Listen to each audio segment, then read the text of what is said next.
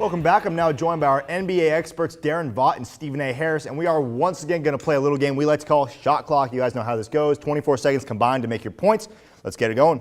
Which higher seed in the East is most likely to be upset in the first round, Darren? Stephen A., I think we're going to agree on this one. It's got to be the Pacers. You know, since March 1st, they haven't scored 100 points or more but 5 times. They've doubled their number in the losses column. The offense has been terrible. I mean, unless they defeat the Monstars and get all their talent back, it's got to be them. Yeah, it's definitely the Pacers. They've been awful. They're only 2-2 against the Hawks, so even that's something. Which higher seed in the West is most likely to be upset in the first round? This is only because I like the 1, 2, and 3 seeds so much, but I got to go with the Rockets. James Harden, a bit streaky. The offense has cooled off just a little bit. Fastest pace in the league. That can be a gift and a curse. I don't really count that because they're the 4 and they're playing the 5, so they're playing the next high seed. I'm going to say the Clippers because the Warriors always play the Clippers hard, and they're only 2-2 against the series, and that definitely can call for an upset very quickly. The Warriors did last year. True or false? Do you expect to see a 1 versus 2 in the conference finals this year? I'm going to go with false, and maybe I'm still riding my March Madness high. It could definitely happen.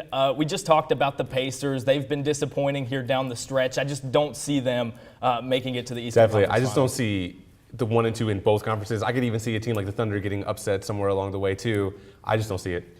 Well, fill in the blank. The biggest threat to the Miami three-peat is blank. I think it's the Miami Heat here. We thought it was going to be the Pacers, and we've seen time and time again, if the Heat want to win a series, all they have to do is flip the switch. It's on them now. I'm going to go a little bit more specific, and I'm going to say Dwayne Wade. He missed 9 games, and then when he came back, they lost 2 in a row. Can he stay healthy? Can he produce? Or are they just going to turn into the Miami Cavaliers again? That's a big question. We're going to start with you, Stephen, this time. Can any surprise players emerge and do their best Danny Green impression? I'm not 100% sure. What Danny Green did was pretty amazing, but I'm going to say if it's anybody, it's going to be another Spurs player, probably like a Gary Neal, just because we've seen him, Patty Mills, because we've seen him do some pretty good things in the regular season. Yeah, that's a pretty safe bet with their role players. I like J.J. Redick in this role. He's healthy. The past 2 postseasons, he's had 15-plus points per game, and that's without really shooting that well, 33% from 3. I think he could definitely come in and be a good role player. Time. Moving on, Stephen A., you again. Which team's presence in the playoffs, whether it's because of the high or low seed, surprised you the most? I'm going to go with the Hawks because at one point early in the season, this team was the 3 seed, and then they let the tragedy that was the New York Knicks get back into the playoff hunt up until the last few games. So I'm really surprised they're still in it, especially with the surge that the Knicks made. For me, it's got to be the Bobcats. These guys won 21 games last year. They won their 22nd this season on February 4th. Al Jefferson should be a first-team All-NBA guy, if not close second team. Time. Stephen, which team is coming in the playoffs with the most momentum? It's definitely the Spurs. They've just been hot, hot, hot. They're coming in with all this momentum. They're turned down for what? They're doing it all right now.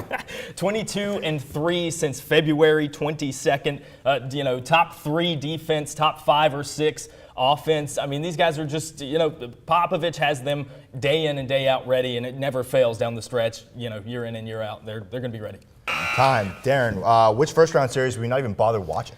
This one, I know I'm going to catch some flack for this one. The Toronto Raptors and the Washington Wizards. Not because they're not good teams. It's just kind of a ho-hum series. I think John Wall really is the only entertaining thing in there that I might tune in for. Well, I'm going to disagree because I really like the 2 new teams playing. I'm going to say the Spurs and Grizzlies. We just talked about the Spurs momentum. They swept them last year in the conference finals, and the Grizzlies crawled into the playoffs while the Spurs are flying. All right, Stephen, start with you. Will the league benefit or suffer from the Knicks, Lakers, and Celtics all missing the playoffs? Oh, there's no doubt it benefits.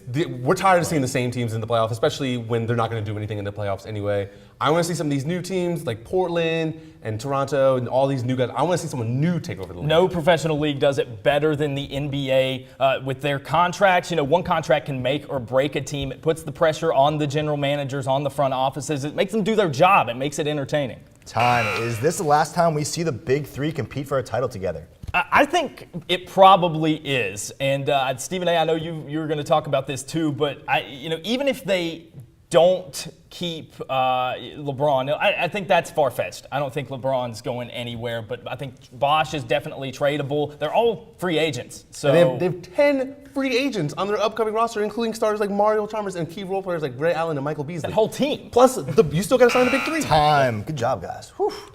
Take a breath. We have to step away for a minute, but up next, Joe sits down with our NFL experts to discuss the upcoming draft in May.